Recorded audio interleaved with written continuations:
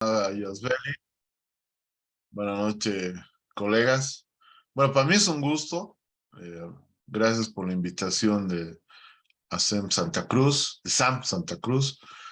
Y para mí va a ser un gusto compartir estas experiencias con todos los colegas durante estas 2 semanas. Y honrado de que me hayan invitado para poder ser parte de esta capacitación y de los docentes de la prestigiosa empresa que es SAM Santa Cruz con la coordinación de las universidades del sistema boliviano. Bueno, mi estimado, entonces, el escenario es solo suyo.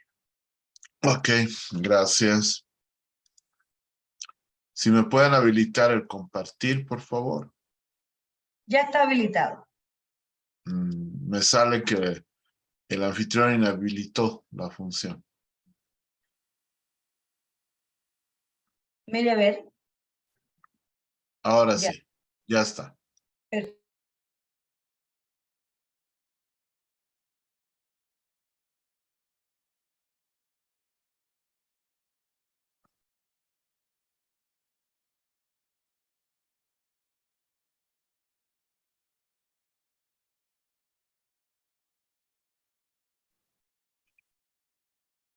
Muy bien. Todos están mirando la pantalla, ¿no?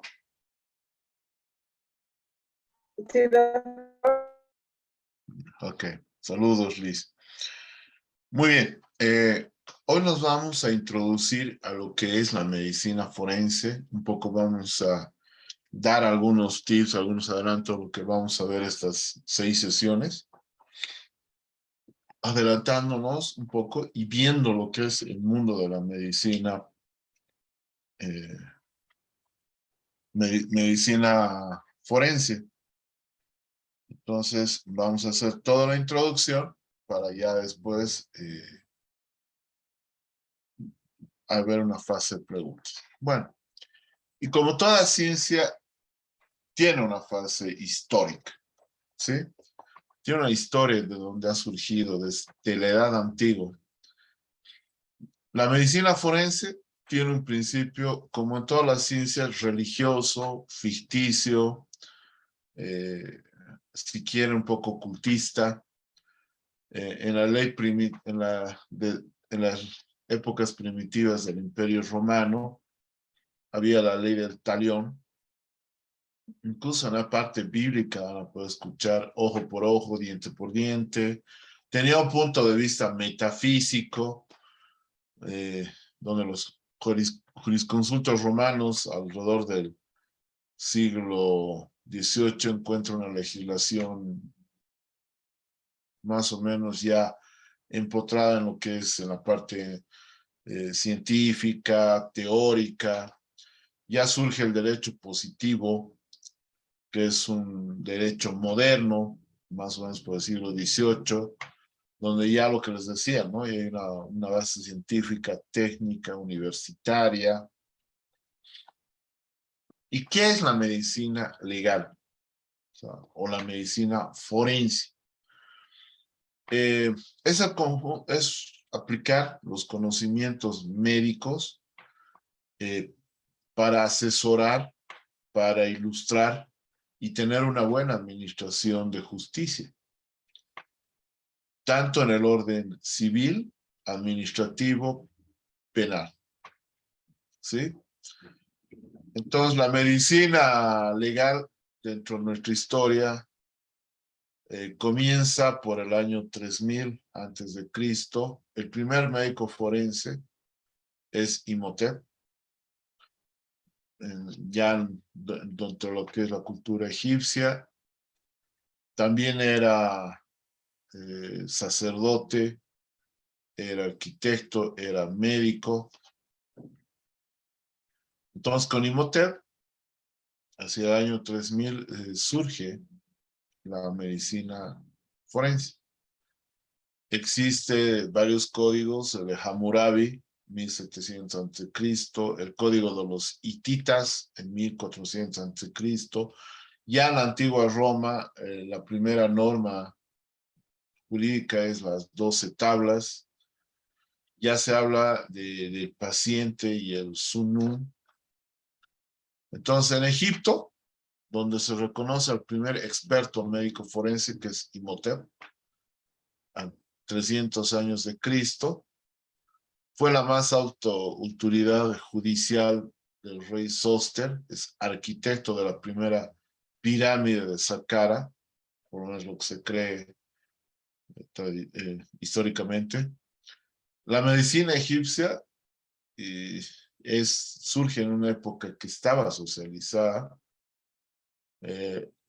Los médicos eran sufragados por el Estado, ya habían especialistas, especialidades médicas, ya los errores profesionales se los castigaba seriamente, en algunas ocasiones se los consideraba culpables y estos médicos condenados eran lanzados a Nilo y eran devorados por los cocodrilos. Por ejemplo, para diagnosticar el embarazo, cuando existían dudas sobre la paternidad del niño, se observaban los efectos de la orina con algunos vegetales. Después se tiene la medicina legal a 1800 con el rey Hammurabi, que ya dentro de sus códigos, que son muy conocidos, señala como faltas y castigo a aquellos médicos que causaban daño al paciente, obviamente por otro médico u otro personal de salud, ¿no? También eran tildados de charlatanes, y el código de Hammurabi se constituye en el documento más antiguo que ya habla de la mala praxis médica. Tenemos también el código de los hititas en 1400 a.C., junto al código de Hammurabi son las primeras normativas, las primeras leyes que norman y castigan la supuesta mala praxis médica. En Roma, en una época precristiana, surge... Doctor, buenas noches, disculpe la interrupción. La clase va a ser grabada. Disculpe la molestia. Perdón, tendría que hablar con los organizadores. Por favor, estoy siguiendo la clase. Va a disculpar a ver. Ya, gracias. Y han dicho que van a grabar, perdón, doctor, buenas noches. Ya. Ya, pero les rogaría que cualquier duda a los participantes lo tienen en el chat, en el Zoom, y tienen el grupo de WhatsApp, por favor. Nos concentran las interrupciones. Entonces, les decía que en Roma surgen las 12 tablas, que es el primer código, hace 451 a.C. En realidad, estas 12 tablas tienen varios códigos dentro del derecho romano, son las primeras. Por ejemplo, en estas incluyen la responsabilidad del enfermo mental, hablan ya de la duración y del control del embarazo, que lo vamos a ver en la tercera semana, todo lo que es obstetricia, porque las estadísticas dicen que es una de las primeras especialidades médicas que son motivo de denuncias por supuesta mala praxis. Ya Hipócrates, considerado el padre de la medicina hacia el 460 al 377 a.C., ya nos da el juramento hipocrático. Para los que nos hemos graduado médicos, lo hemos repetido el juramento. Ya habla del castigo judicial, ya habla de la ética que deberían tener los médicos, el respetar, por ejemplo, el desempeño profesional. Después se habla ya de la cirugía con los ejércitos, ya se ve el trauma. También tenemos el origen de la toxicología forense, porque se habla de los venenos y sus antídotos. Después tenemos hacia el 131 y 203, ya en el Imperio Romano, a Claudio Galeno, por eso que a veces nos denominan a los médicos como galenos, donde la cirugía, sobre todo más que la medicina, era una profesión un poco no muy apreciada por los romanos, ¿sí? Y bueno, Galeno demuestra ya las habilidades de cirugía y medicina, que es apreciado por el emperador Marco Aurelio, y empieza a tener jurisprudencia, la lex praxis médica. Los hebreos, también podemos ver en la Biblia, en el Antiguo Testamento, donde ya hablan, si ustedes revisan Deuteronomio, Números, parte del Pentateuco, ya habla de medidas preventivas, de higiene. El libro de los Números prácticamente es la primera prueba pericial efectuada por un sacerdote. Y tenemos el registro de las primeras pericias en medicina. En ese momento no existía un documento que pudiese orientar a los médicos.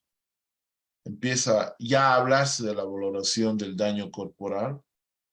Un médico en la China, Sun Tzu, no sé si está bien pronunciado, entre 1186 y 1249,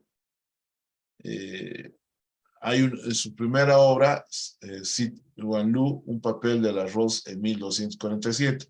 Ya empieza a hablar en 1247 el Tratado de la Preparación de las Injusticias, y esto lo considera al primer libro con registro de medicina legal en la China, que surge en 1247 a.C.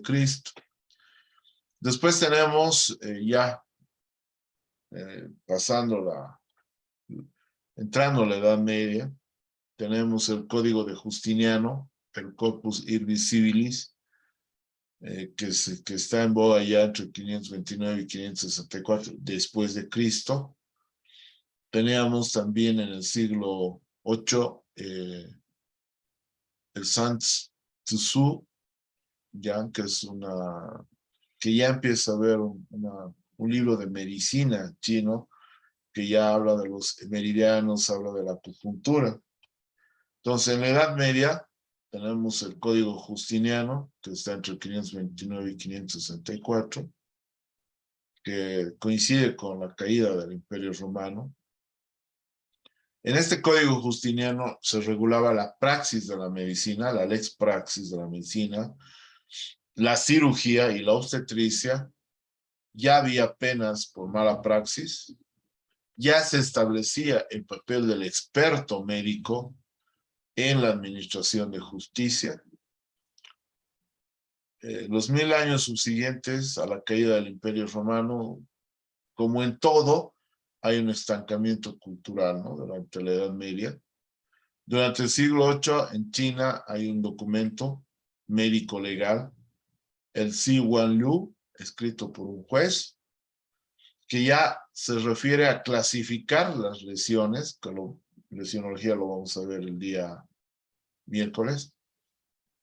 Es un instrumento que produce por la gravedad, ¿no? Dentro del organismo que estuviera localizado.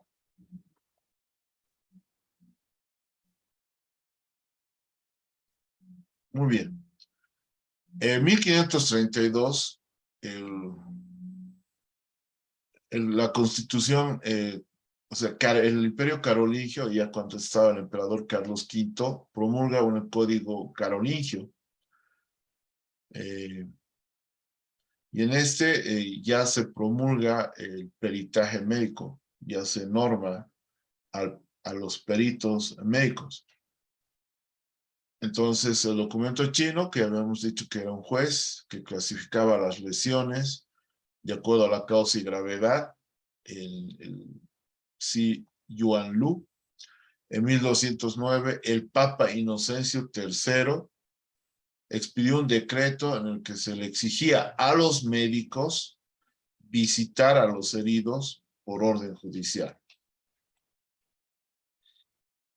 Después tenemos a Ambrosio Paré, de barbero, ¿no? Que los primeros cirujanos en esa época saben que eran de los barberos.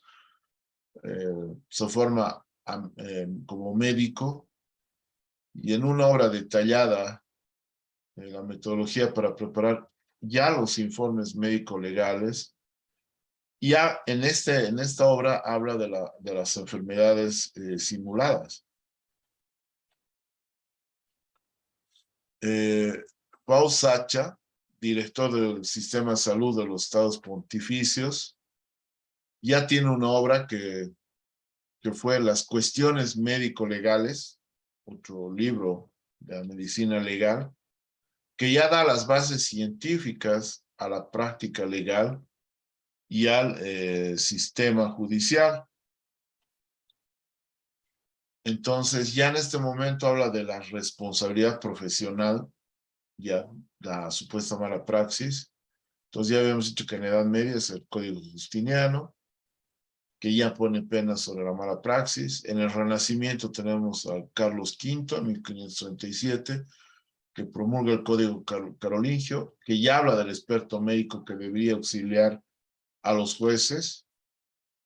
Ya en el Renacimiento, en 1507, bajo los auspicios del obispo de Bamberg, el barco de Juan Schwitzenberg en Alemania contó un completo código penal.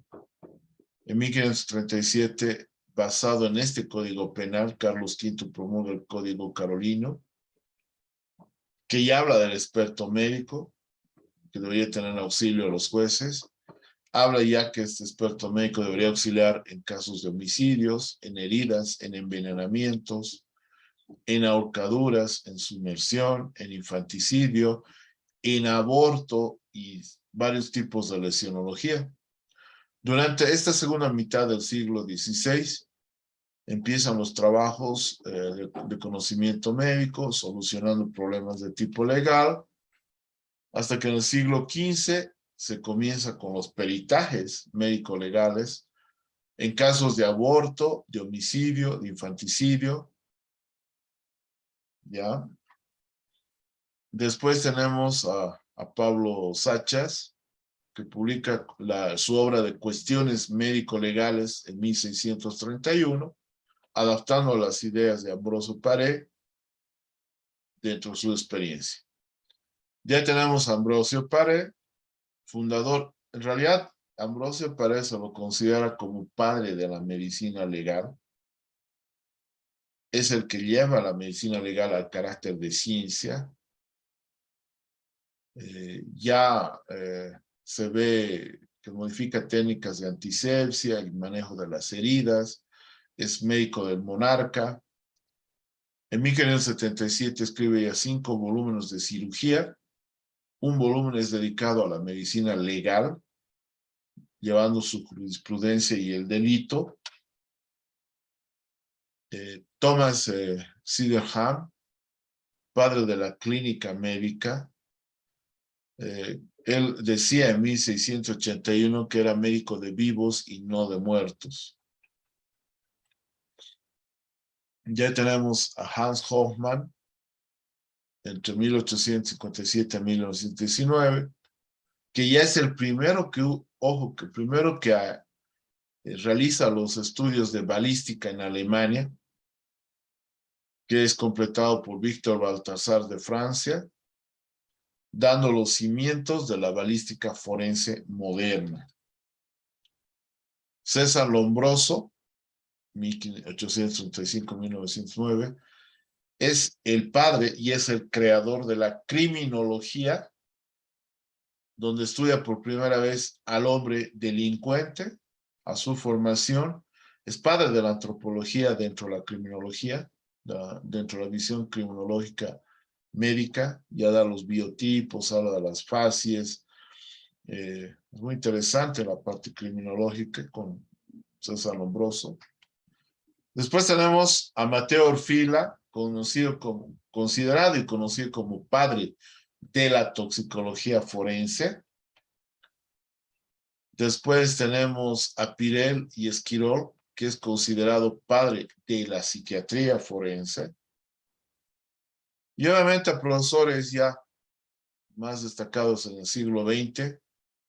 Tenemos al profesor Juan Gisbert Calawick, que da el principio de incertidumbre, de las fases de la muerte, su gran obra que es Medicina Legal y Toxicología.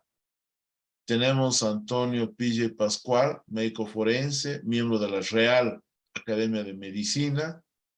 Describe la radioscopía en la paralización cardíaca, ¿no? Del signo de la cuádruple fractura. Y actualmente, que está vivo, a Eduardo Vargas Alvarado, profesor de Medicina Legal, que tiene un gran libro y tiene un signo en las asfixias, sobre todo en su versión, sobre la hemorragia de las celdas etmoidales, que lo vamos a nombrar, es el que ha descrito eso. Vivo, todavía es costarricense. Entonces, no nos olvidemos que la huella del delito ante los ojos de algunos es invisible, mas no a los de medicina legal, ciencia de la verdad absoluta. O sea, no es que los muertos son los que hablan, no es que no haya indicios o evidencias, no lo sabemos localizar.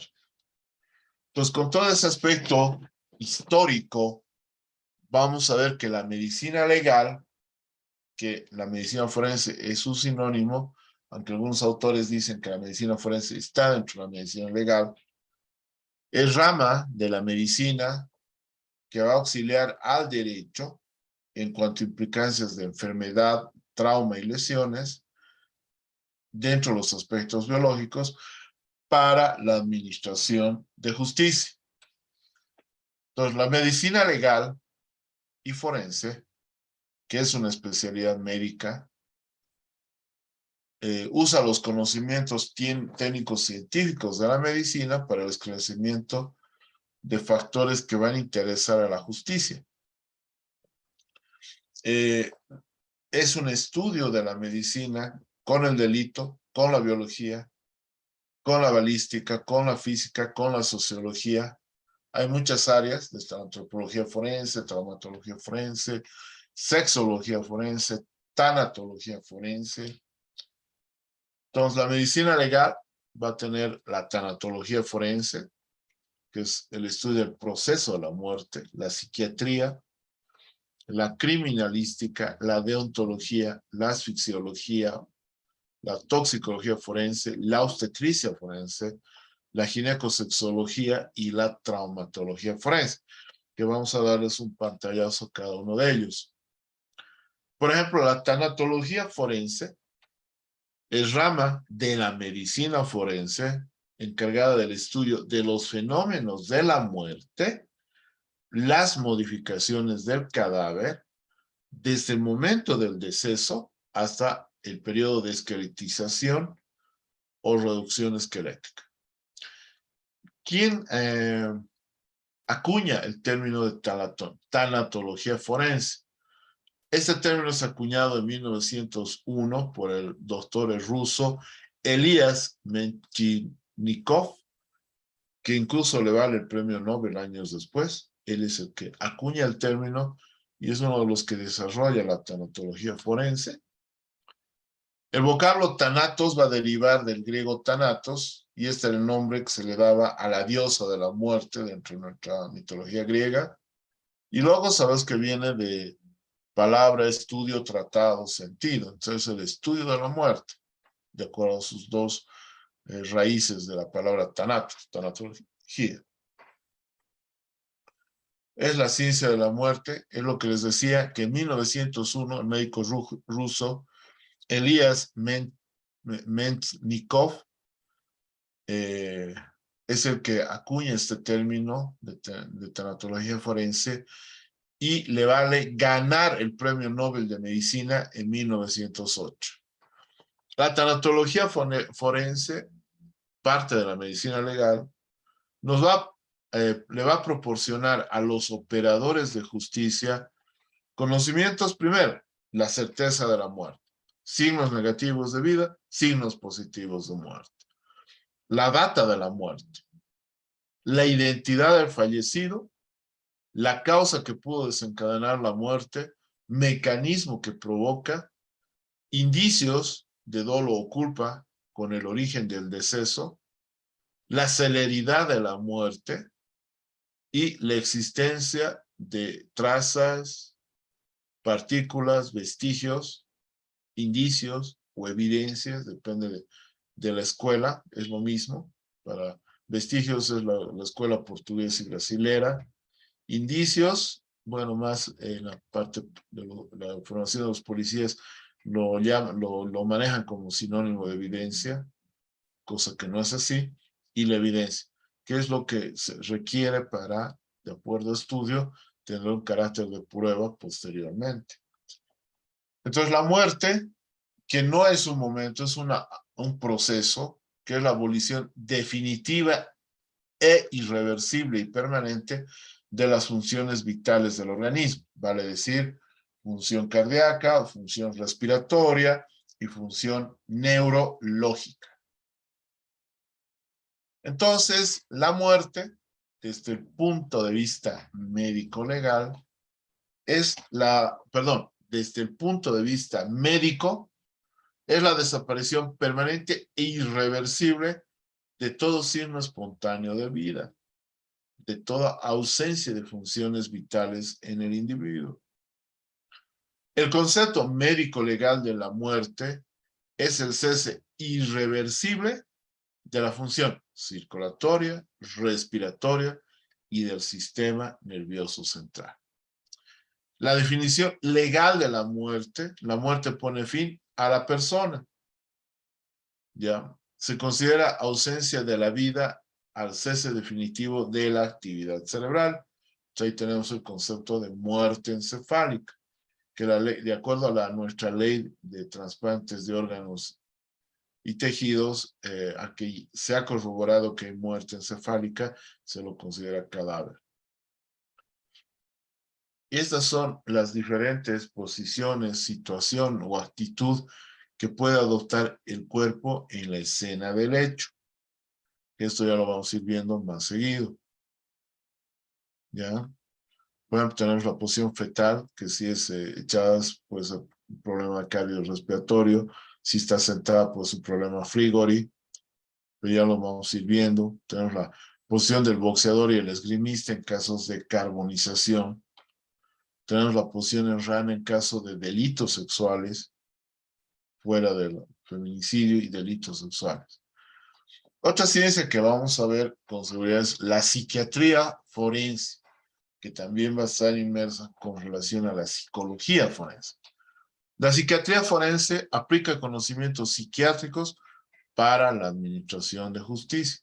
Sobre todo nos permite determinar si la persona es inimputable o es imputable. O sea, si tenía la capacidad cognitiva y volitiva de un delito. O sea, si tenía la capacidad cognitiva, si entendía que lo que va a hacer está penado y está normado y va contra toda la conducta humana. Y la capacidad volitiva es si tiene, sabiendo que es un delito, tiene la voluntad de hacerlo. Recuerden que la capacidad cognitiva está dada por la corteza cerebral, específicamente el lóbulo prefrontal, a nivel del lóbulo frontal, y el componente volitivo está dado por la amígdala, por el sistema límbico, hipotálamo talámico, ¿no? Y obviamente esto es la implicación de la psiquiatría con relación al derecho. Entonces, la psiquiatría forense tiene que la administración de conocimientos psiquiátricos a la administración de justicia, tiene tres objetivos. Primero, auxiliar a los operadores de justicia, ilustrando sobre aspectos mentales del imputado con relación al delito cometido. Eso vamos a verlo en toxicología, también fuera de la psiquiatría. Aporta fundamentos científicos para el tratamiento judicial de un enfermo mental y establece la capacidad mental de una persona en el campo civil. O sea, si puede, por ejemplo, dejar un testamento, si puede dejar sus bienes, si cuando han hecho firmar, esta persona tenía la capacidad cognitiva y volitiva de poder decidir sobre lo que estaba haciendo, o tenía una incapacidad temporal, o era decretado interdicto, que solo el juez lo puede declarar después de un estudio y una pericia psiquiátrica. Ya tenemos la psicología forense.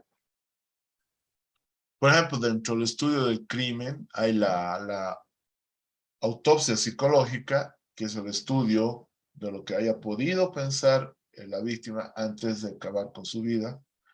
Se hace una relación con su entorno externo hasta el familiar, y la autopsia psicológica nos permite determinar si esta persona se ha suicidado o lo han suicidado, ¿sí?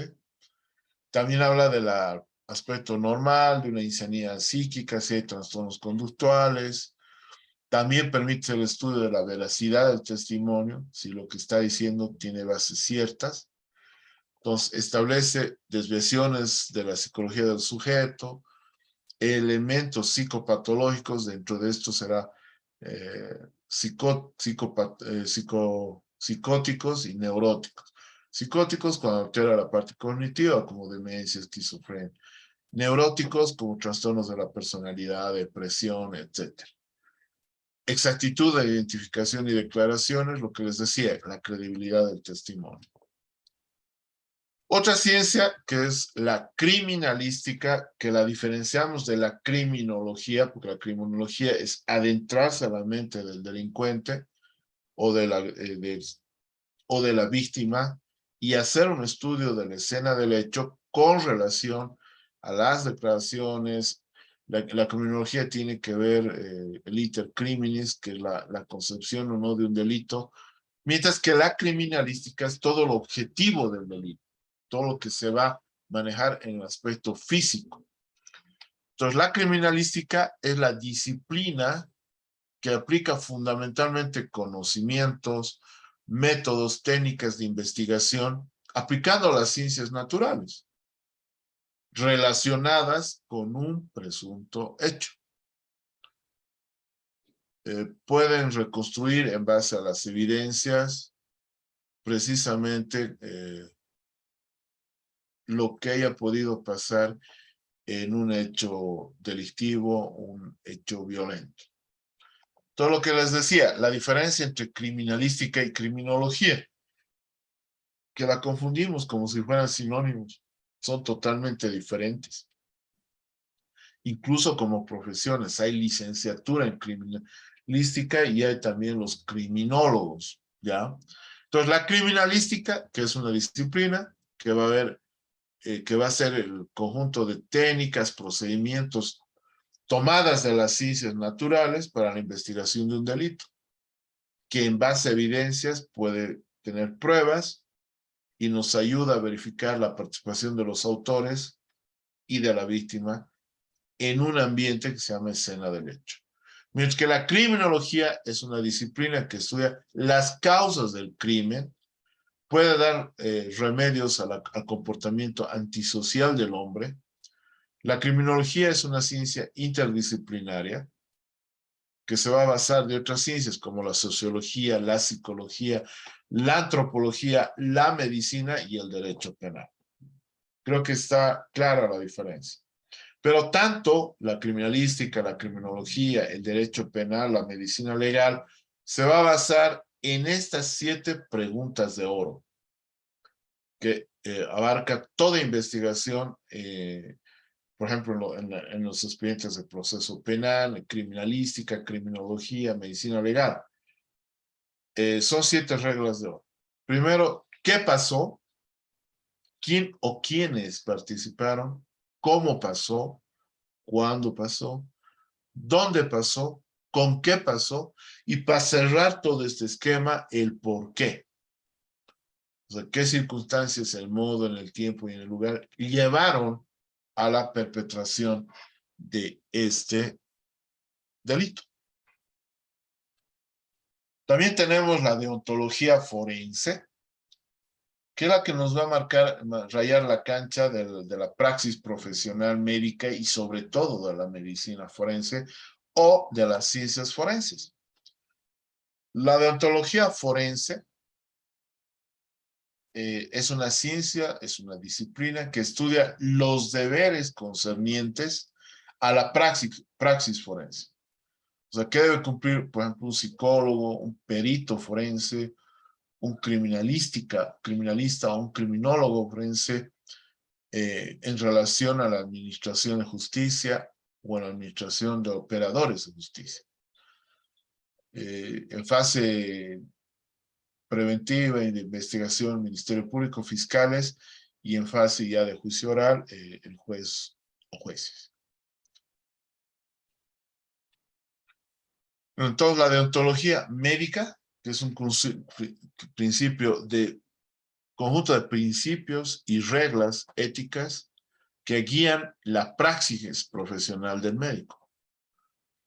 La profesión médica que está al servicio del hombre, está al servicio de la sociedad, tiene que tener algunos principios, por ejemplo, el trato igualitario, lealtad con el paciente y el respeto a su autonomía del paciente, el buscar la beneficencia del paciente, nunca se perjudica intencionalmente, prestar ayuda en casos de emergencia y urgencia. La emergencia entendida como el riesgo vital, peligro de vida, riesgo mortal de cualquier enfermedad.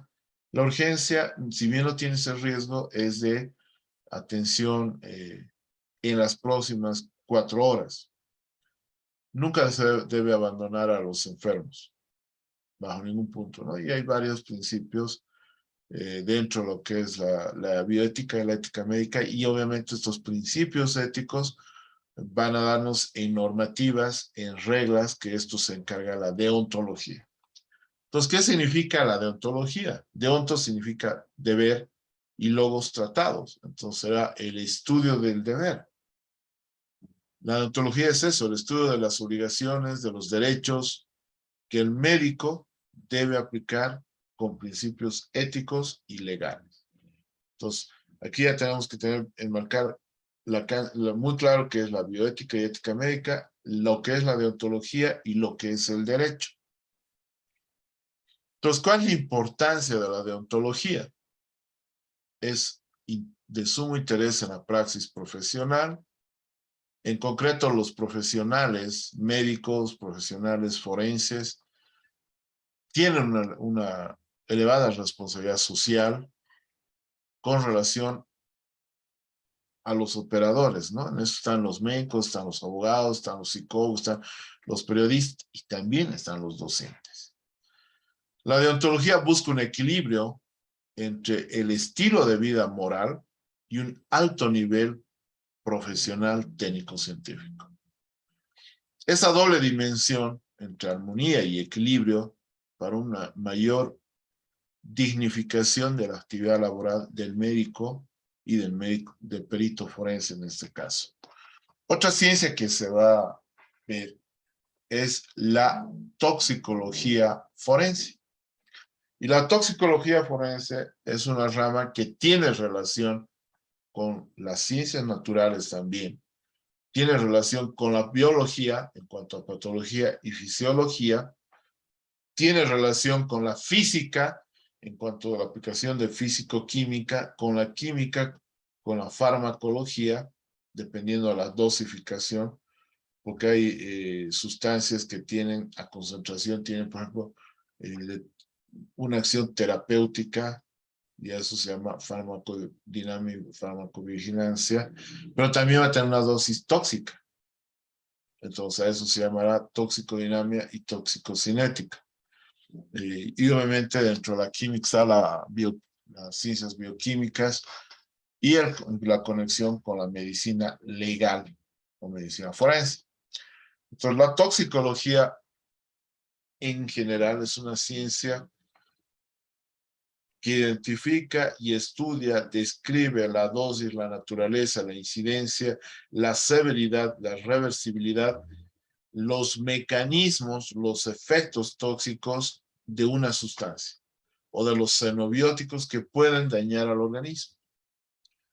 La toxicología también estudia los efectos nocivos de agentes químicos, agentes biológicos, agentes físicos y sistemas biológicos. Establece la magnitud de un daño en cuanto hay la exposición de estos organismos vivos, agentes, donde busca que identificar, prevenir y tratar las enfermedades con efectos tóxicos. Entonces, eso es la toxicología. Entonces, ¿qué es la toxicología forense? Primero, que es rama de la toxicología global que acabamos de hablar, que aplica métodos de investigación médico-legal en casos de envenenamientos, intoxicaciones y muerte. En primera instancia, nosotros tenemos que hablar de intoxicación, porque cuando hablamos de envenenamiento es porque ya tenemos los parámetros de que había la intención de o autolesionarse o de matar a otra persona, o sea, de uno de los dos, pero ya con la intención. Es lo mismo que hablamos de hechos de tránsito, ¿no? Escuchamos mucho en la prensa decir accidentes de tránsito. Sabemos que ya por una investigación, por el órgano operativo de tránsito y por peritos en la accidentología han determinado que no había la intención de dañarlo. Entonces, por eso hablamos de hechos de tránsito. Es lo mismo en la toxicología. Entonces, la toxicología forense, rama de la medicina forense, rama de la toxicología global, estudia las sustancias químicas, los venenos que estén relacionados con un ilícito o con un delito. ¿Qué sustancias son investigadas por la toxicología forense? Intoxicaciones o muertes por drogas de abuso, por plaguicidas, por metales, por medicamentos, por el alcohol y otros tóxicos volátiles, por productos industriales. Establece también un consumo reciente y un consumo crónico de drogas de abuso, casos como alcohol y drogas de abuso. Establece relación con hechos de tránsito y el consumo de alcohol y sustancias psicoactivas. En pacientes hospitalizados se puede ver la monitorización de la medicación utilizada. Metales son órganos internos en caso de trasplantes. Delitos medioambientales como sustancias nocivas en vestidos, sustancias nocivas en animales, aerosoles en caso de incendios. También se puede ver en caso de incautaciones, si hay drogas de abuso o sustancias desconocidas. ¿Qué campos va a abarcar la toxicología forense? En realidad tiene un gran campo dentro de la medicina del trabajo y salud ocupacional. En caso de contaminación medioambiental, a lo que se llama medicina legal verde, que es la toxicología de contaminación medioambiental. También tiene que ver con los análisis de drogas, de sustancias controladas en un mercado ilícito, estudio de consumo reciente, crónico, la determinación de consumidores o traficantes, dependiendo. Dentro de la historia ya habíamos dicho que ya en Roma, por ejemplo, Nerón envenenaba amigos y familiares. Ya hubo una época negra en donde emperadores y familia han sido envenenados. En la Edad Media, la cicuta, la belladona eran utilizados por el público, estaba al alcance de todos. En el Renacimiento, los Borgia crearon su propio veneno en base a cianuro. Y lo que les decía Mateo Orfila, que era el padre de la toxicología forense, perita en un caso del señor Lafargue, que muere el 14 de enero de 1840, su joven esposa, Marie Campbell, o Marie Lafargue, es acusada por el asesinato del envenenamiento y es encerrada en prisión. Ese es el primer caso. El origen de los venenos es amplio. Hay la morfina, la atropina, la nicotina.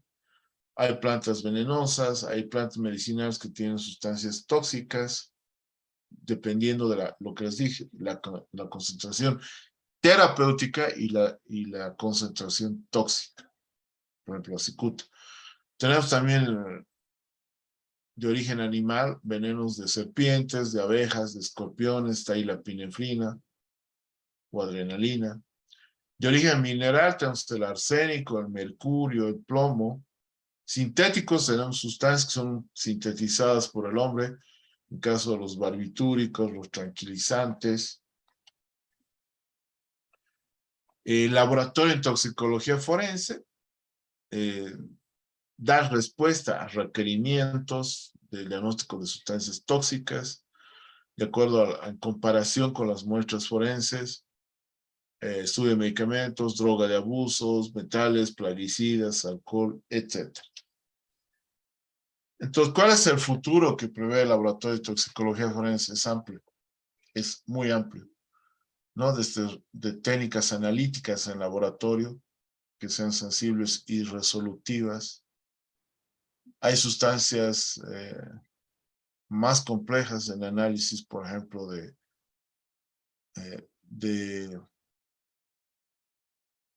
del metabolismo en cuanto a absorción, distribución y eliminación de la droga. El software OFC afirma que el futuro de la modelación de la toxicología forense puede advertirse en la proliferación de sociedades profesionales, de eventos y demás. Y se puede traer sustancias que pueden lesionar o causar la muerte, o si no, el uso indebido o debido de estas sustancias ilícitas. Otra ciencia que se va a ver es la asfixiología, que es rama de la medicina legal, en realidad es rama de la tanatología forense, que es las encargadas de las muertes por hipoxia. Su nombre es incorrecto porque la asfixiología proviene de la falta de pulso. Asfixia significa ausencia de pulso. Ya, pero este estudio de las asfixias se vio en casos de playas donde se veía cuerpos donde faltaba el oxígeno, no respiraba, había suspensión de la vida aparente, había ausencia de pulso, y por eso se queda con el nombre de asfixiología. Y la clasificación de las asfixias, tenemos dos: por acción mecánica externa, o sea, por acción externa, y ahí está la ahorcadura, estará la estrangulación, estará la sofocación, y está por el ingreso de sustancias en orificios y vías respiratorias, como enterramiento, confinamiento y sumersión. Las asfixias por ahorcadura o ahorcamiento es cuando el sujeto cuelga de un dogal o de un lazo, ya, y tiene un elemento constrictor. Generalmente es por encima del plano constrictor. Entonces, van a comprimir el paquete vascular nervioso del cuello, o sea, voy a decir la yugular, la carótida y el nervio, que van a hacer una interrupción súbita del oxígeno al cerebro. Esta es la clásica cuando el nudo está en la región occipital y cervical, y estas son variantes asimétricas, donde el nudo está lateral o está ventral. Pero en estos casos también es completa e incompleta. Completa es cuando todo el peso del cuerpo actúa, e incompleta es cuando el cuerpo es parcial. Y el cuerpo adopta estas posiciones en la suspensión completa.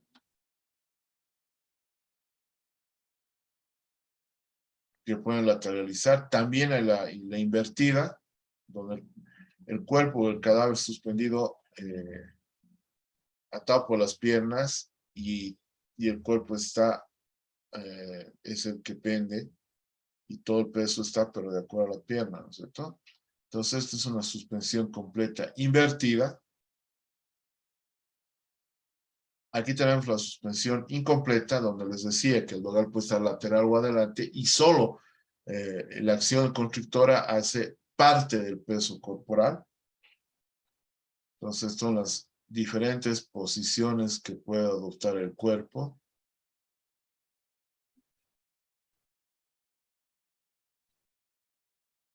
En la escena del hecho.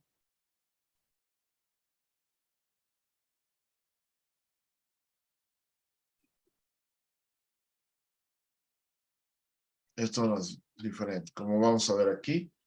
Entonces, esta es una asfixia completa, donde pende del dogal, el nudo está en la parte occipital y actúa todo el peso del cuerpo.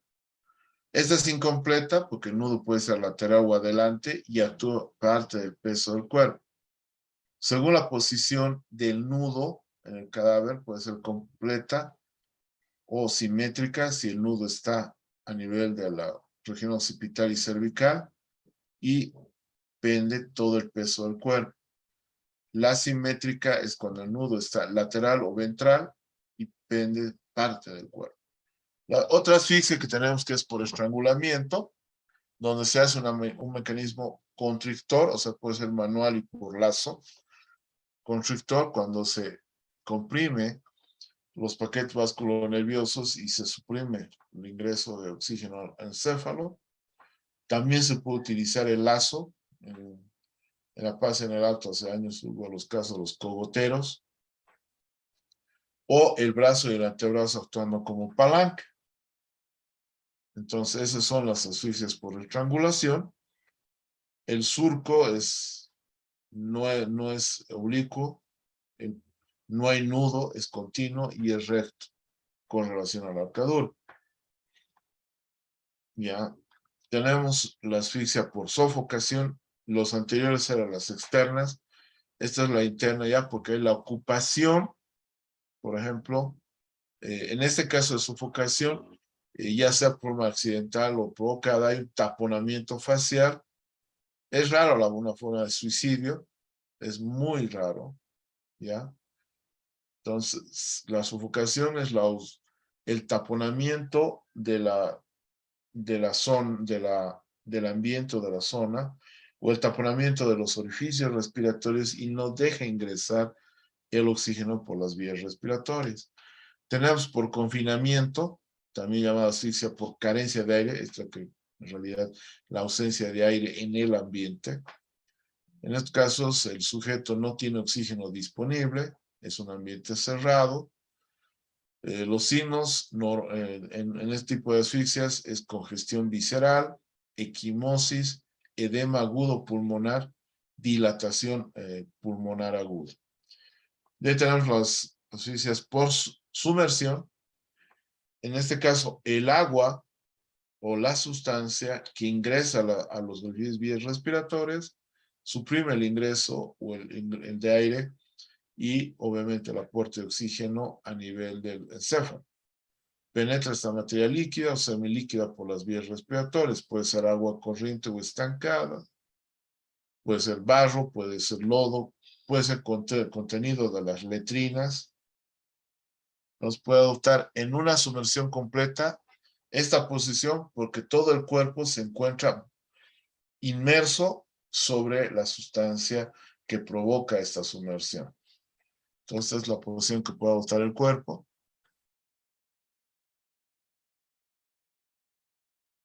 Y esta es la incompleta, donde solamente el orificio y las vías respiratorias están en la sustancia que provoca la sumersión, pero no ingresa todo el cuerpo.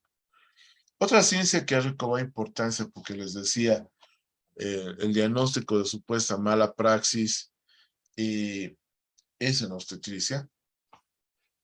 Entendamos que la obstetricia forense es rama de la medicina legal, pero también rama de la obstetricia, que se va a encargar del conocimiento médico del embarazo, del nacimiento y su implicancia médico-legal. Entonces, la obstetricia forense estudia los problemas médico-legales relacionados con el ciclo gravídico puerperal, que puede estar con aspectos relacionados con la fecundación, con la gestación, con el parto, puerperio, infanticidio, aborto y reproducción. ¿Cuál es el objetivo de la obstetricia forense? Primero tiene que ver con relación al aborto. El concepto de aborto obstétrico es el fin del embarazo, donde el feto no alcanza su viabilidad, tiene menos de 20 semanas y tiene menos de 500 gramos, mientras que el concepto legal o médico legal de aborto es la interrupción provocada del embarazo uterino en cualquier edad gestacional, mientras él puede ser o no viable hasta las 36 semanas, aunque ahora se ha cambiado, con muerte del producto de la concepción y tiene explicancia legal. La obstetricia forense también tiene relación con el diagnóstico del embarazo, que hay diagnósticos en edad reproductiva, con vida sexual activa y falta del ciclo menstrual, lo presuntivo. El embarazo, entonces, es un estado fisiológico donde van a haber alteraciones endocrinas, fisiológicas y anatómicas, bueno, endocrinológicas están dentro de estas, que van a generar síntomas, signos, los cuales se puede sospechar de la presencia de un embarazo. Semiológicamente, la obstetricia es parte de la medicina que va a tratar la gestación, el parto y el puerperio, que va a tener el análisis de signos y síntomas obstétricos mediante anamnesis, mediante un examen físico general, un examen gineco-obstétrico y algunos procedimientos de exploración complementaria. Entonces, el diagnóstico de embarazo, que es muy sencillo, que va a dividirse en una división clásica, que es presuntivo, son los generales, probables, amenorrea, modificación de los órganos genitales, y certeza, donde ya hay percepción de los tonos cardíacos, percepción de los movimientos fetales y palpación de las partes fetales. Va a establecer los cambios que va a haber en las mamas con los signos presuntivos de embarazo. Hay cambios de una mama no embarazada durante el embarazo y post-embarazo. Tenemos el desarrollo de las mamas durante el embarazo y el posparto. O sea, puede hacer el seguimiento en las diferentes semanas del embarazo. Recordemos que los signos presuntivos de embarazo es la hiperpigmentación del pezón y la areola. Surge una areola secundaria y existen los tubérculos de Morgani cuando no hay embarazo y de Montgomery cuando hay el estado de embarazo. Y la red venosa Halley, que la vamos a ver, aquí se puede ver incluso el calostro. Y ahí vemos la red venosa Halley. Esos son signos presuntivos de embarazo, que en delitos de violación es un agravante la violación a una embarazada y también que como producto de la violación haya embarazo. Entonces es importante pues, tener estos signos en el examen físico. También tenemos estrías recientes, que son violáceos. Las antiguas son blanco nacaradas. Tenemos la línea media abdominal oscura, que paradójicamente se llama línea alba. Aquí se puede ver los cambios en los diferentes estadios del embarazo a nivel ventral por semana y a nivel lateral igual por semana.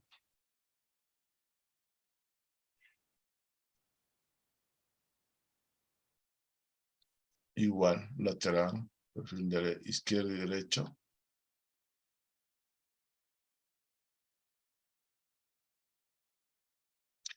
Hay el aumento de la coloración, hiperpigmentación oceanosa del introito vulvar. Y esto es característico cuando hay el inicio del trabajo de parto, el tapón mucoso. También estudia el trabajo de parto en su periodo de dilatación y expulsivo. El estudio de la placenta, tanto en la cara materna y en la cara fetal, el amios. Y bueno, aquí en caso del aborto, ¿no es cierto? Y los cambios post-embarazo. También podemos ver un embarazo gemelar o embarazo múltiple, desarrollo simultáneo en el útero por 2 o más fetos, que puede resultar de una fertilización natural, de una fertilización in vitro. También tenemos el desarrollo por semanas de este embarazo gemelar.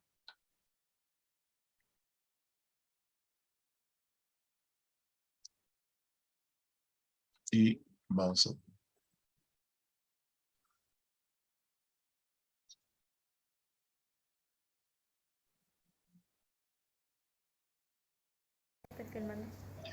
a poder ver esa cesárea de embarazo.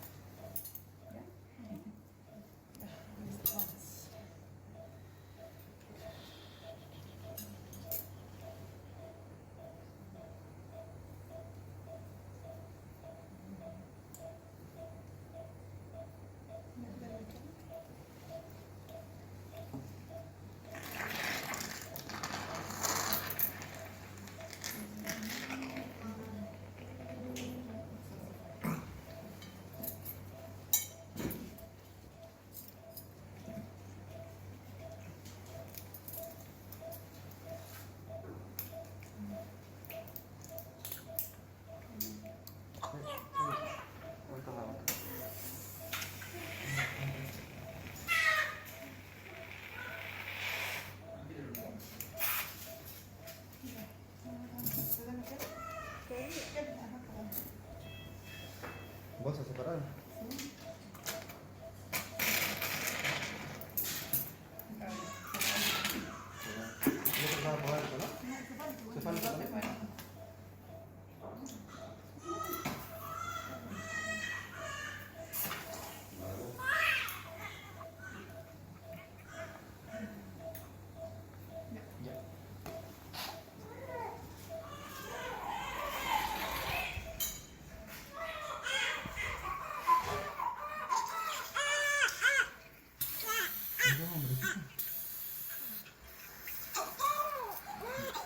Démelo, sí que vale.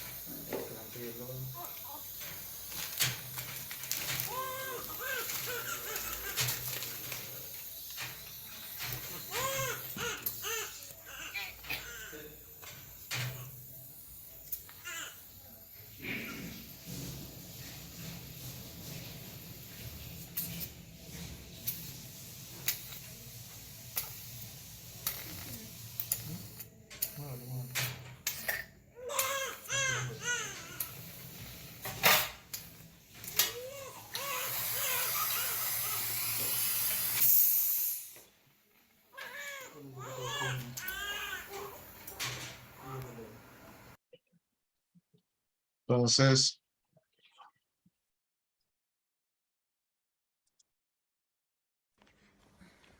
¿Qué van a soltar? Me van a tener un buen rato acá.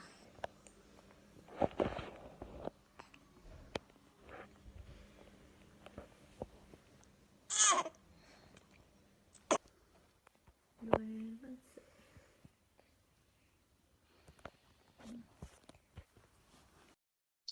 agradecemos a la colega que permitió poder hacer todo este estudio. Ahora, bueno, los dos bebés ya tienen 5 años. También está el embarazo intrauterino, ¿no? Donde se implanta dentro del útero y crece sin mayor problema, pero tenemos el embarazo ectópico, ya que desarrolla en la trompa, puede desarrollar en el ovario, puede desarrollar incluso a nivel abdominal, ¿no? Entonces eso llamamos embarazo ectópico, que significa fuera de lugar, cuando el óvulo se implanta fuera del útero, puede ser en la trompa de falopio, puede ser en el ovario, en el abdomen. Por supuesto que estos embarazos no son viables. Por ejemplo, ahí tenemos un saco de gestación en la trompa y otro con mioma. Obviamente ser mamá no es cualquier cosa. Hay los cambios que ustedes han podido ver. Otra ciencia que vamos a ver es la ginecosexología forense, que es rama de la medicina legal o forense, que va a estudiar los problemas ligados al sexo. Sabemos que ya no existe el término de parafilias, ¿no? El aborto, la reproducción, el matrimonio, la fecundación y su importancia. Entonces, la sexología forense es campo de la medicina forense con esos diversos problemas. Específicamente vamos a ver la violación, peritaje en violación, donde tiene un sujeto activo, que es el autor, que puede, no necesariamente ahora es solo varón, puede ser mujer. Sujeto pasivo, la víctima no siempre es la mujer, también puede ser varón. Y tiene que haber un acceso carnal, entendido como la violencia sexual en cualquier hombre, mediante violencia o amenazas, obliga a su pareja a tener relaciones sexuales contra su voluntad, por la vía vaginal, anal u oral, o introduce objetos con esos fines. La introducción completa o incompleta del miembro viril por estas vías también es considerada violación. Ahí tenemos el artículo 308, con algunas modificaciones con la ley 348, donde aumenta las penas de 15 a 20 años, donde dice que mediante fuerza física o psicológica a una persona de uno u otro sexo, obliga a tener actos sexuales no consentidos que importen el acceso carnal mediante penetración del miembro viril o de cualquier otra parte del cuerpo o cualquier objeto por la vía vaginal, anal u oral. Con esta variante, el coito oral es violación, porque antes era abuso deshonesto, ahora es violación, con fines libidinosos. Y esto va a agravar si se aprovecha la enfermedad mental grave, la insuficiencia de inteligencia, o si este paciente se encuentra incapacitado para poder resistir. También habla del abuso sexual, que en las mismas circunstancias del 308 y el 308 bis, que es violación a menores, donde se realicen actos sexuales que no son constitutivos de penetración o acceso carnal, la pena será de 6 a 10 años. Entonces, ¿qué elementos jurídicos necesitamos para hablar de violación? Primero, que hay el acceso carnal, que hay un sujeto activo que es el agresor y que hay un sujeto pasivo que es la víctima. En el examen que vamos a ver a detalle médico-legal de los delitos de violación, hay un interrogatorio, una anamnesis, una inspección, examen de lesiones, colecta de evidencias muestras por laboratorio, y también tiene que haber una evaluación psicopatológica forense. El examen se da por un área genital que comprende vulva, se hace énfasis al himen, la región anorrectal y periné. La región paragenital, que es el abdomen inferior, o sea, el purgastrio, monte Venus, cara interna de los muslos y la región glútea. Y la extragenital es el resto del cuerpo, y aquí se describe las mamas. Esta es la caja de evidencias que tiene que tener todo servicio o establecimiento de salud en el país, porque no solo está ya en los forenses. Vamos a ver eso, les vamos a explicar a ley 348. Ya hemos dicho que en la toma de muestras, saber coito oral, tenemos que tomar muestras de cavidad bucal. También si hay una sugilación o una equimosis por succión, lo que comúnmente llamamos chupón, también nos permite para tomar la muestra a nivel de la cavidad oral y en las zonas de sugilación. Para el examen extragenital, la paciente o el paciente víctima de delito sexual toma la posición supina o de cúbito ventral, de cúbito dorsal, prona, de cúbito ventral. También tenemos el examen paragenital, que ya lo hemos nombrado, y tenemos el examen genital, donde tenemos que tener todos los elementos ya listos para que el paciente recién tome la posición litotómica o ginecológica. La posición en rana, que es muy importante en menores de 10 años, en niñas de 2 y más, que ayuda a la conocida de la mamá, que vamos a poder ver. O la posición en talla, que para el que ya tiene experiencia puede tomar las muestras de la parte genital y proctológica, donde menos tiempo tengamos de examen médico, es menos revictimización para la paciente. Las primeras muestras son del hisopado, del introito vaginal, vale decir labios mayores y menores y el vestíbulo. La segunda muestra es de paredes vaginales, y la tercera es del fondo de saco posterior. Todo esto lo vamos a ver. Se puede utilizar el espéculo desechable en caso de damas que ya tengan actividad sexual o mayores de edad. Nunca en niñas. No se utiliza espéculo. También tenemos algunos signos de la vía del coito anal, ya, violento, y del coito anal por abuso sexual. Por ejemplo, el violento, vamos a tener un desgarro a nivel triangular, ahora 6. Vamos a tener desgarros de simetría en los pliegues, hemorragia incoercible, mientras en crónico o en abuso sexual hay el ano infundiliforme, hay borramiento de los pliegues radiados, la piel anal está hiperqueratótica y hay inversión de mucosa. Vamos a ver esto, lo estamos viendo rápido. Para el estudio proctológico puede tomar la posición de estadio no parada, la posición de Depach, donde había una mesa en forma de B, la posición de Sims o semiprona, izquierda y Simpson semiprona derecha, maometana, genupectoral y genocubital. También la posición en talla. Se toma la muestra de la región perianal, se hace el coqueteo anal y se toma la muestra de la región anal. Se hace un frotis, siempre se embala en sobres de papel, se cuida la cadena de custodia, se hace un acta, se debe embalar, se debe etiquetar como está ahí. Este es un ejemplo ficticio. Se tiene la caja de herramientas y se entrega o se coloca las muestras, ¿no? Que puede ser de vello púbico, hisopados estériles, todo lo que hemos visto. Ahora hablamos de la traumatología forense, rama de la medicina legal, que se encarga del estudio de los efectos de trauma, de lesiones en las personas, pero tiene que ver dos aspectos: causar daño y que este daño cause perjuicio en la víctima o en el paciente. Y obviamente ver la implicancia legal, la implicancia desde el punto de vista médico legal.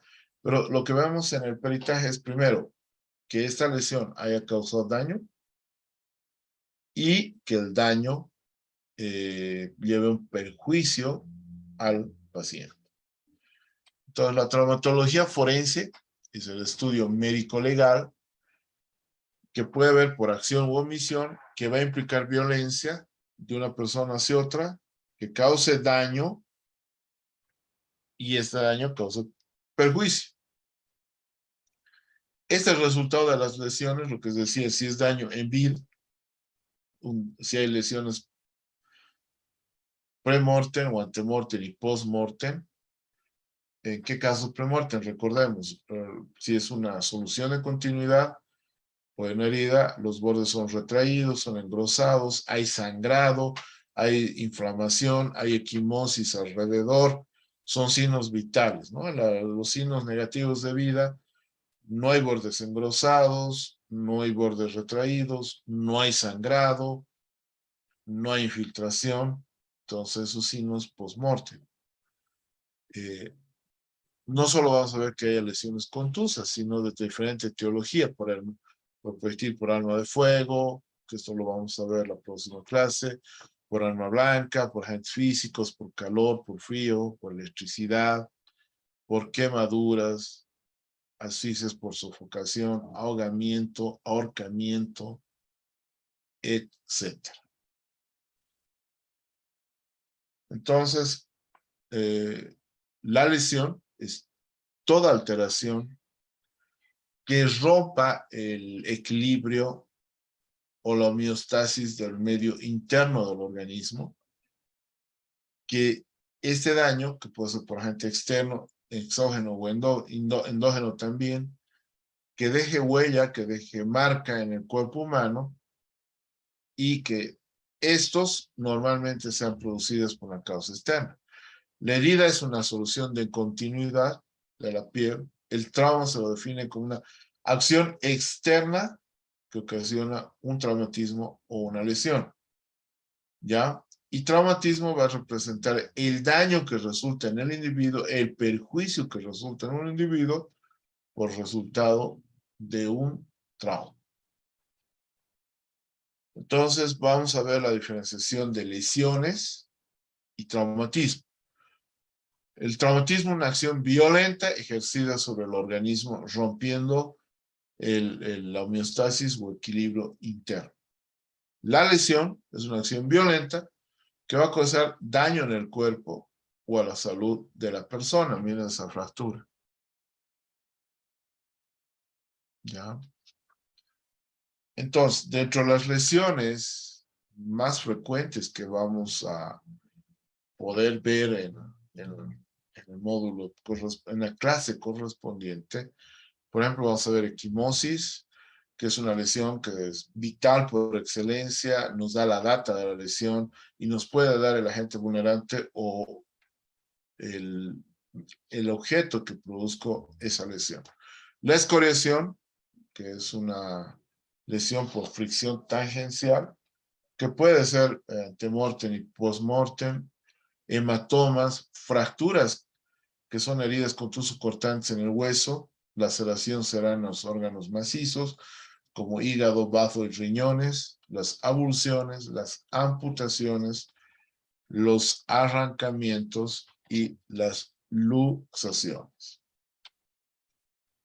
Entonces, dentro de la clasificación, según el agente vulnerante o el agente que produce, por ejemplo, hay las lesiones con instrumento punzante, o sea, en realidad cortante. Hay un error. Entonces va a producir con objetos puntiagudos o heridas punzocortantes, con instrumentos cortantes, son las heridas incisas, que son con bordes simétricos, bordes superficiales, sin puentes de tejido. Tenemos las lesiones contuso-cortantes contundentes, donde va a poder desgarro, va a haber una herida hasta que puede llegar a fondo, paredes, donde se va a caracterizar con bordes asimétricos, deshilachados, puentes de tejido en cada borde. Vamos a tener heridas por agentes físicos, ya por frío, por ejemplo, quemadura por congelación, congelaciones superficiales, heridas por proyectil por arma de fuego, va a haber heridas por agentes químicos también, y eso se ve en la toxicología forense. Entonces, justamente la lesionología es una de las ramas también que se va a aplicar, y esto se ve también en la accidentología, en lesiones por hechos de tránsito. Vamos a ver lesiones propias del conductor, como fractura a nivel torácico, va a haber lesiones a nivel frontal con el parabrisas, que incluso puede llevar a una fractura con exposición de masa encefálica, traumas faciales, los traumas del EFOR, va a haber fracturas a nivel del fémur, lesiones a nivel de cadera, trauma del conductor. En los acompañantes y en los trajes va a haber salida incluso por atrás del parabrisas, va a haber trauma craneoencefálicos que van a causar la muerte. También va a haber lesiones del motociclista. Por ejemplo, vamos a describir las fracturas a nivel de las cervix, el movimiento del latigueo, etcétera, ¿no? Vamos a ver las lesiones por hecho de tránsito. O sea, todo esto es la parte introductoria de la medicina legal. O también, aparte que se les va a entregar todo el material, pueden visitar mi canal de YouTube. Si les dan un link y si les parece, se pueden suscribir. Siempre estamos subiendo material sobre medicina forense, gestión de calidad en salud y auditoría médica. Entonces podemos proceder a la fase de preguntas. Buenas noches, doctor. Javier Araujo le habla, abogado. ¿Cómo está? A ver, mucho gusto. Muchas gracias, doctor, por una excelente clase. En realidad tengo dos consultas que realizarle. La Perfecto. primera, hemos hablado del tema a grandes rasgos, obviamente, el tema del envenenamiento y la intoxicación. Sí. Quisiera que nos pueda profundizar un poquito más entre las muestras o las señales visibles de forma externa y su diferenciación. Es decir, cuáles son las señales que se presentan en un envenenamiento de manera física y en cuáles son las señales que se pueden ver en una intoxicación, doctor. Esa es una de mis cuestionantes. Y la otra, quisiera saber en realidad cuál de todas estas ramas que hemos visto ahora, forman parte del Instituto de Investigación Forense acá en Bolivia. Esas dos consultas, doctor. Muchas gracias. Ok, a ver. Primero, la primera, que es muy buena la pregunta. Ya desde el aspecto externo no va a haber diferencia entre una intoxicación y un envenenamiento desde el punto de vista de la semiología médico-forense, ¿ya? Porque en realidad, cuando se establece envenenamiento, cuando ya se hace una investigación por el equipo multidisciplinario a cabeza del fiscal de materia y se determina la intención, porque Por eso es que daba el ejemplo con los hechos de tránsito y asumir accidente también. Entonces, un envenenamiento es cuando hay la intención de causar daño. Y una intoxicación aparentemente incidental o accidental. Pero ya desde el aspecto externo, en cuanto a signos, no hay mayor diferencia. Incluso, se puede establecer con una necropsia toxicológica. Vamos a poder establecer, de acuerdo al daño del tóxico, si hubo, de acuerdo a la dosis, si hubo un efecto terapéutico o un efecto tóxico, por supuesto. Pero no vamos a poder determinar la intención con solo el examen médico. Ahora, en el IDIF, bueno, el motivo de que incluso vine a Sucre ha sido ser uno de los fundadores del IDIF. Ahora no estamos ya.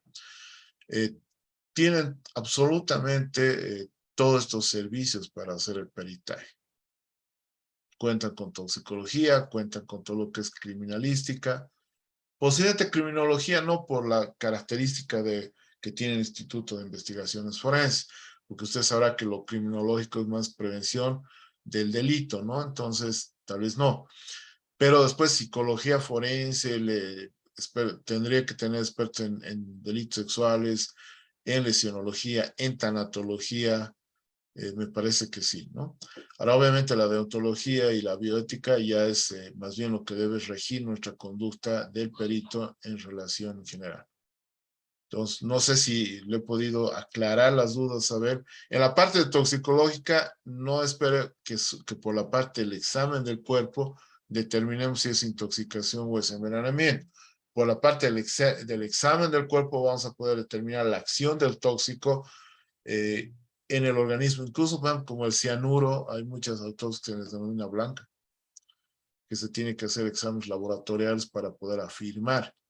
Y cuando veamos la autopsia toxicológica, que está la próxima semana, me parece, sí vamos a ver las coloraciones de algunas drogas en cuanto a contenido gástrico y obviamente semiología toxicológica.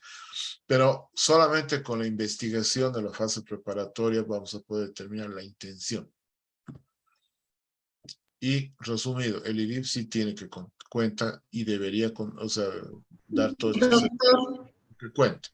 ¿Perdón? Muchas gracias, querido doctor. Okay, Doctor, buenas noches. sí, Buenas noches, soy Claudia Torrelio, soy licenciada en Criminalística y Criminología.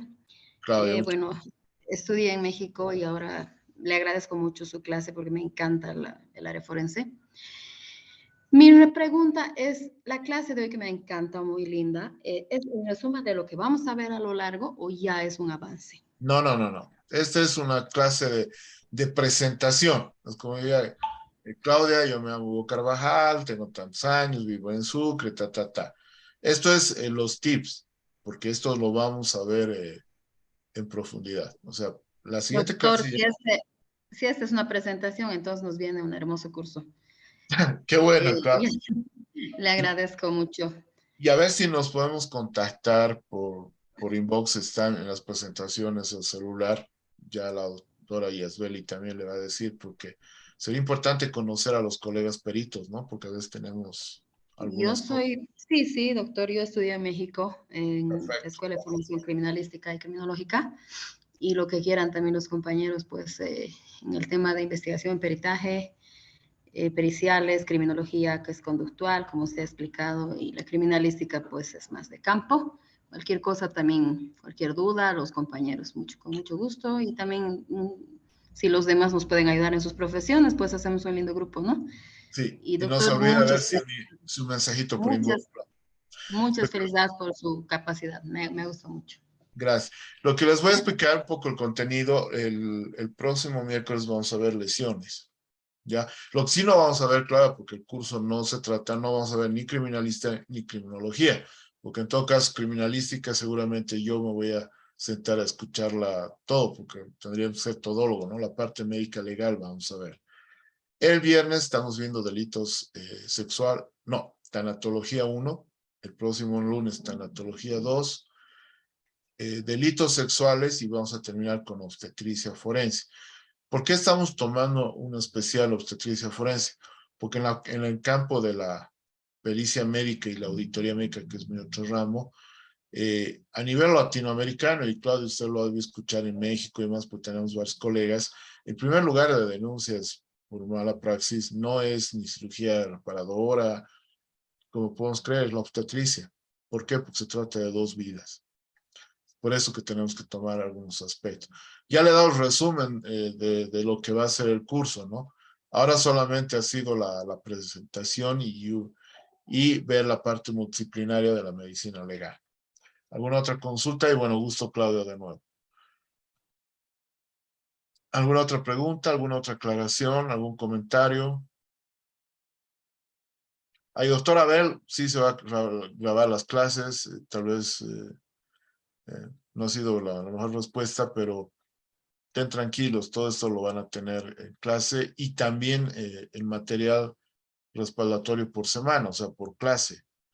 Por ejemplo, ahora les hemos compartido varias de las publicaciones personales, artículos y demás, que están relacionados con las presentaciones. ¿Alguna otra consulta?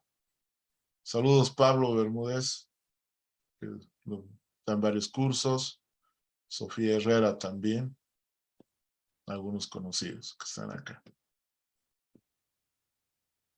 ¿No hay más preguntas?